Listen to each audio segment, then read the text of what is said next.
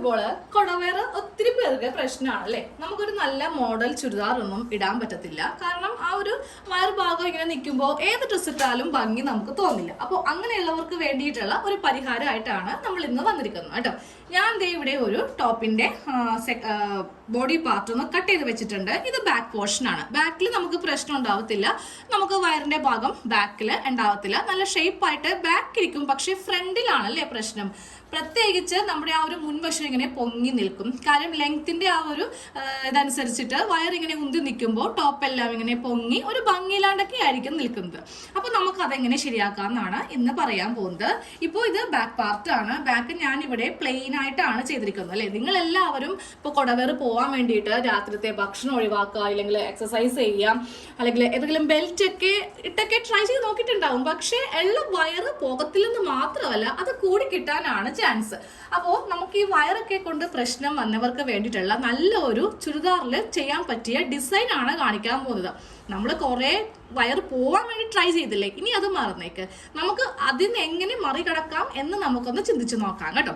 അപ്പോൾ ഇനി മുതൽ നിങ്ങളൊരു ചുരിദാർ തയ്ക്കുമ്പോഴോ എടുക്കുമ്പോഴോ ഇതുപോലത്തെ ഒരു ഡിസൈൻ ഒന്ന് ഇട്ട് നോക്കുക ഒരു പ്രാവശ്യം. നല്ല 100% നിങ്ങൾക്ക് സക്സസ് ആയിരിക്കും കേട്ടോ. അപ്പൊ ഞാൻ എന്തായാലും തയ്ക്കുന്ന ഒരാളാണ്. അപ്പോൾ തയ്ച്ചൊന്ന് കാണിച്ചു തരാമെന്ന് കരുതി. ഇതിന്റെ കട്ടിംഗ് പാർട്ട് ഓൾറെഡി ഇട്ടിട്ടുണ്ട്. ഇത് സെക്കൻഡ് പാർട്ടാണ്, അതായത് സ്റ്റിച്ചിങ് പാർട്ടാണ്. നമ്മൾ ബാക്ക് ഒരു എ ലൈൻ മെത്തേഡിൽ കട്ട് ചെയ്തെടുത്തു. അതാണ് ഈ കാണുന്നത്.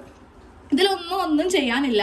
സാധാരണ പോലെ ഒന്ന് കട്ട് ചെയ്തെടുക്കുക. നമ്മൾ ഫ്രണ്ടിലാണ് വയറ് ഒളിപ്പിച്ച് നിർത്താൻ വേണ്ടിയിട്ടുള്ള ഒരു ട്രിക്ക് ചെയ്യാൻ പോകുന്നത്. ഇത് ഫ്രണ്ട് പാർട്ടാണ് ഈ കാണുന്നത് കേട്ടോ. എ ലൈനിലല്ല നമ്മൾ ചെയ്തിരിക്കുന്നത്. നമ്മൾ ഫ്രണ്ടിൽ ചെയ്യുമ്പോഴുണ്ടല്ലോ പ്ലീറ്റ്സ് കൊടുക്കുക. ഞാനിപ്പോൾ ഇവിടെ ഒരു ആലിയ മോഡലിലാണ് ഫ്രണ്ട് ഭാഗം മാത്രം ചെയ്യാൻ പോകുന്നത് കേട്ടോ.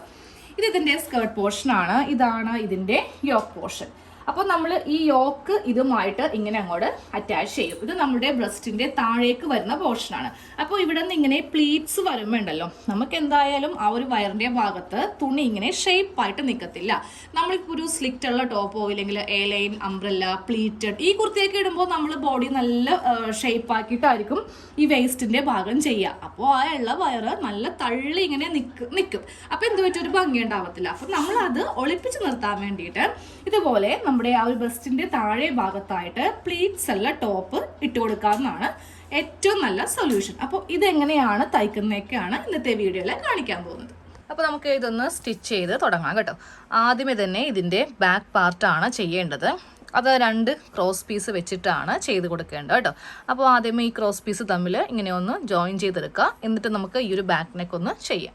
ഇതേ ബാക്ക് പാർട്ടിൽ ഞാനിപ്പോൾ നെക്കിൻ്റെ ഭാഗത്ത് ക്രോസ് പീസ് വെച്ചിട്ട് ഇങ്ങനെ അങ്ങോട്ട് തയ്ച്ചെടുത്തു. എന്നിട്ട് ആ ക്രോസ് പീസിൻ്റെ മീതെ ഇങ്ങനെ ഒന്ന് പതിച്ചു അടിച്ചിട്ടുണ്ട്. നമുക്കിത് ഉള്ളിലേക്ക് ഇങ്ങനെ അങ്ങോട്ട് വെച്ചിട്ട് തയ്ക്കേണ്ടതുണ്ട്. അതിപ്പോഴല്ല, അത് ഷോൾഡർ അറ്റാച്ച് ചെയ്ത് കഴിയുമ്പോഴാണ് കേട്ടോ.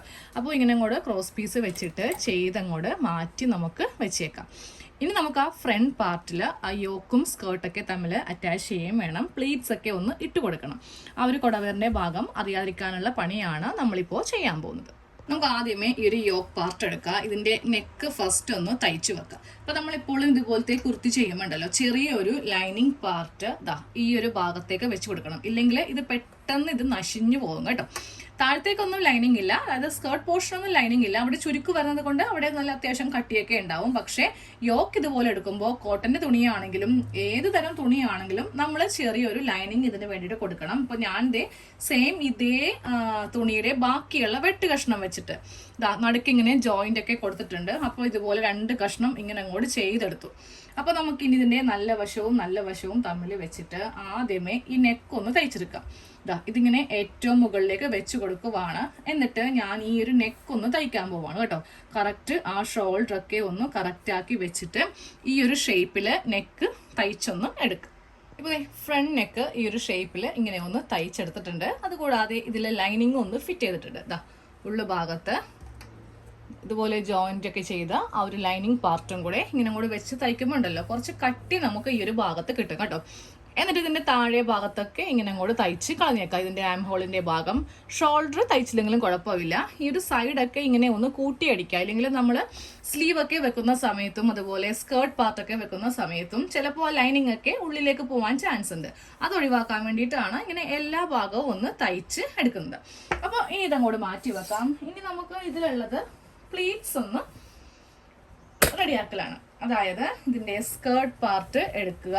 എന്നിട്ട് ഇതിന്റെ മുകൾ വശവും ഈ ഒരു ഷേപ്പ് ആയിരിക്കും. നമ്മൾ ഇത് ഇങ്ങനെ വെച്ചിട്ടാണ് തയ്ച്ച് എടുക്കാൻ പോകുന്നത്. അപ്പൊ ഈ മുകൾ വശത്ത് അത്യാവശ്യം കിട്ടുന്ന പ്ലീറ്റ്സ് ഇങ്ങനെ അങ്ങോട്ട് ഇട്ട് എടുക്കാം. എന്നിട്ട് ഇതും ഇങ്ങനെ ഇട്ടെടുത്തിട്ട് നമ്മൾ ഇവ തമ്മിൽ ഇങ്ങനെ അങ്ങോട്ട് അറ്റാച്ച് ചെയ്യും കേട്ടോ.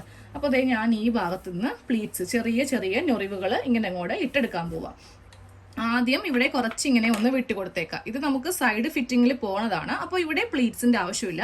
ഇത് ഒഴിച്ചിട്ട് വേണം ഇങ്ങോട്ടേക്ക് ചുരുക്കുകൾ ഇട്ട് കൊടുക്കാൻ. ഇതേപോലത്തെ ചെറിയ പ്ലീറ്റ്സ് ആണ് ഞാൻ കൊടുക്കുന്നത് കേട്ടോ. ലോങ് സ്റ്റിച്ച് കൊടുത്തിട്ട് വലിക്കുന്നില്ല. ഇതുപോലത്തെ കുഞ്ഞി പ്ലീറ്റ്സ് കൊടുക്കുമ്പോൾ നല്ല ഒരേപോലെ തന്നെ ഒരേ ലെവലിൽ തന്നെ ഇങ്ങനെ കൊടുക്കാം.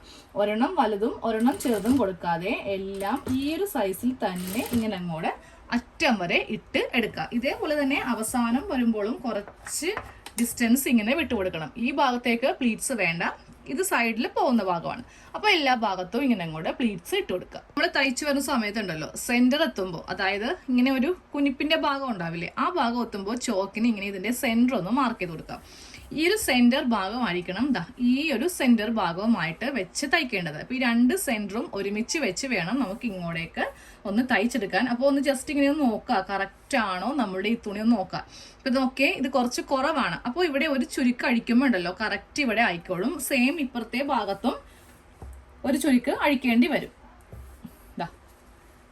ഈ ഒരു സൈഡ് ഭാഗത്തും ഒരു ചുരുക്ക് അഴിച്ച് കൊടുക്കേണ്ടി വരും. അതേസമയം ഇങ്ങനെയാണെന്നുണ്ടെങ്കിൽ നമുക്കൊരു ചുരുക്ക് ഇട്ട് കൊടുത്താൽ മതി, അപ്പോൾ കറക്റ്റ് ആയിക്കോളും. ഇങ്ങനെയാണെന്നുണ്ടെങ്കിൽ ചുരുക്ക് അഴിക്കേണ്ടി വരും കേട്ടോ. അപ്പൊ ഞാൻ ഈ സൈഡിൽ നിന്ന് ഒരു ചുരുക്കൊന്ന് അഴിച്ചു കൊടുക്കാൻ പോവാണ്. എന്നാൽ മാത്രമേ ഇത് കറക്റ്റ് ആയിട്ട് കിട്ടുള്ളൂ.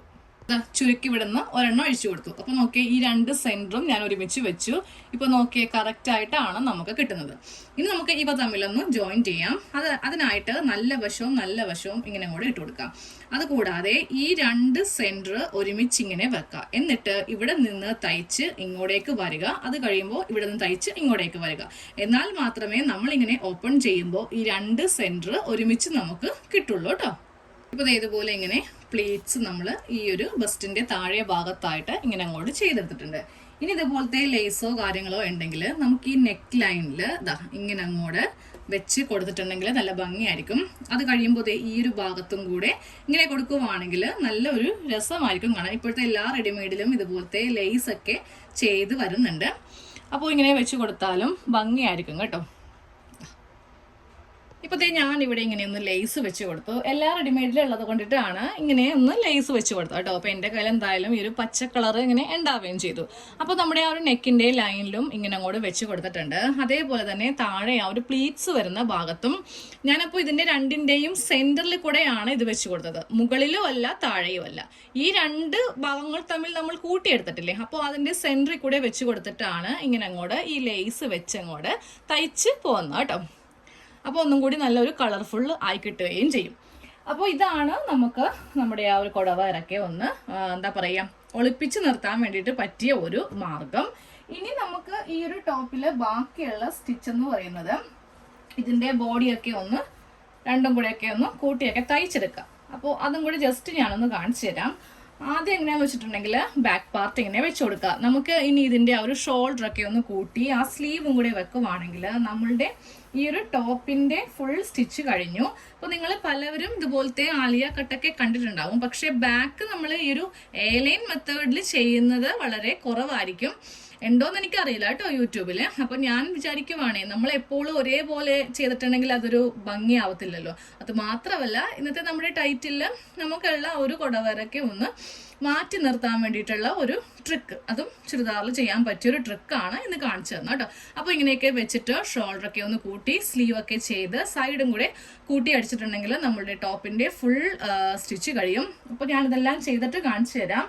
അത്യാവശ്യം തയ്ക്കാൻ അറിയാവുന്നവരായിരിക്കും ഈ വീഡിയോ ഒക്കെ കാണുക. ഒട്ടും അറിയാത്തവരാണെങ്കിൽ നമ്മളുടെ ചാനലിൽ ഒത്തിരി കട്ടിങ് ആണെങ്കിലും സ്റ്റിച്ചിങ് ആണെങ്കിലും A to Z എങ്ങനെ ചെയ്യുന്നതെന്ന് പറഞ്ഞു തന്നിട്ടുണ്ട്. എല്ലാ വീഡിയോയിലും റിപ്പീറ്റ് ചെയ്ത് നിങ്ങളെ ബോർ അടിപ്പിക്കണ്ടല്ലോ എന്ന് കരുതിയിട്ടാണ് ഇതെല്ലാം ഒന്ന് സ്കിപ്പ് ചെയ്യുന്നത് കേട്ടോ. അപ്പോൾ ഇനി ഇതിന്റെ അവസാനത്തെ ലുക്ക് മാത്രമേ കാണിക്കത്തുള്ളൂ. അപ്പോൾ നമ്മുടെ ടോപ്പിന്റെ ഫുൾ സ്റ്റിച്ച് കഴിഞ്ഞു കേട്ടോ. ഇതാണ് ഇതിന്റെ ഫൈനൽ ലുക്കായിട്ട് വരുന്നത്. അപ്പോൾ ഞാൻ ആദ്യമേ പറഞ്ഞില്ലേ, നമ്മുടെ ആ ഒരു ബസ്റ്റിന്റെ താഴെയായിട്ട് പ്ലീറ്റ്സ് ഇങ്ങനെ കൊടുക്കുന്നത് കൊണ്ടിട്ട് നമുക്ക് എത്ര വയറുണ്ടെങ്കിലും അറിയത്തില്ല. പ്രഗ്നന്റ് ആയിട്ടുള്ള ലേഡീസിനൊക്കെ ഉപയോഗിക്കാൻ പറ്റിയ നല്ല ഒരു ടോപ്പാണ്. നിങ്ങൾ നല്ല കംഫർട്ടബിൾ ആയിട്ട് നിങ്ങൾക്ക് നടക്കാൻ സാധിക്കും. കാരണം വയറിങ്ങനെ എന്താ പറയുക ടൈറ്റ് ആവുകയോ ഒന്നുമില്ല. നല്ല ഫ്രീ ആയിട്ട് നമുക്ക് ഈ പ്ലീറ്റ്സ് വെച്ചിട്ട് ആ കൊടവരൻ്റെ ഭാഗമൊക്കെ അഡ്ജസ്റ്റ് ചെയ്യാം കേട്ടോ. ഇനിയിപ്പോൾ നല്ല കൊടവരൊക്കെ ഉള്ള നമ്മളെ പോലുള്ള വീട്ടമ്മമാർക്കൊക്കെ ആണെങ്കിലും ജോലിക്ക് പോണവർക്കൊക്കെ ആണെങ്കിലും നല്ല ഫ്രീ ആയിട്ടൊക്കെ എടുത്തുകൊണ്ട് പോകാൻ പറ്റിയ ഒരു ഡ്രസ്സാണ്. ഇനി നമുക്കിതിൻ്റെ ബാക്ക് ഒന്ന് കണ്ടാലോ. ബാക്ക് കണ്ടോ, സാധാരണ പോലെ തന്നെ എ ലൈനിലാണ് ഞാൻ ഈ ബാക്ക് പാർട്ട് ചെയ്തിരിക്കുന്നത്. ഇങ്ങനെ അങ്ങോട്ട് കിടക്കും. ഇനിയിപ്പോൾ ബാക്കിൽ നിങ്ങൾക്ക് കുറച്ച് ഷേപ്പ് കുറവ് തോന്നുന്നുണ്ടെന്നുണ്ടെങ്കിൽ ഇവിടെ 2 ടക്സ് വെച്ചിട്ട് നമ്മൾ ഇവിടെ ഉള്ളിലേക്കാണ് കേട്ടോ, ഇങ്ങനെ അങ്ങോട്ട് ടക്സ് കൊടുക്കുമ്പോണ്ടല്ലോ, എല്ലാം തയ്ച്ചതിന് ശേഷം ഇവിടെ 2 ടക്ക് കൊടുക്കുക. അപ്പോൾ ഇതും നല്ല ഷേപ്പായിട്ട് നമ്മളുടെ ആ ഒരു ബാക്ക് വശം ഇങ്ങനെ അങ്ങോട്ട് ഇരിക്കും. അപ്പോൾ എല്ലാവരും ഈ ഒരു മോഡൽ ഒന്ന് ചെയ്തെടുക്കുക. ഇന്നിപ്പോൾ സ്റ്റിച്ചിങ് ചെയ്തു, കഴിഞ്ഞ ദിവസം കട്ടിങ് ഉണ്ടായിരുന്നു. അപ്പോൾ അത് കാണാത്തവരുണ്ടെങ്കിൽ നിങ്ങൾക്ക് ഈ ഒരു മോഡൽ ഇഷ്ടപ്പെട്ടു എന്നുണ്ടെങ്കിൽ അതും ഒന്ന് കണ്ടിട്ട് ചെയ്യുക. ഇതൊരു വെറൈറ്റിയാണ്.